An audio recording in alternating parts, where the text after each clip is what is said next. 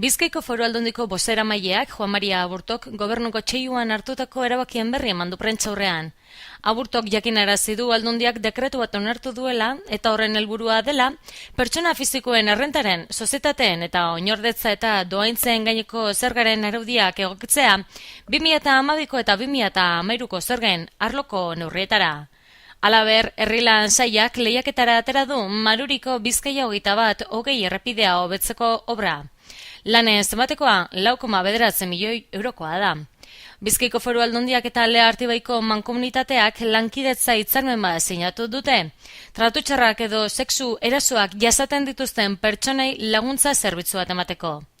Kulturako Foru Sailak zenbait diru laguntza emango ditu. 140.000 euro Berriotxoa museoari, Meatzarien museoari, Durangoko Arte museoari, Barandiaran fundazioari eta Labairuri, 355.000 euro Euskaltzaindiari eta 4 milioi euro Kirol Federazioei.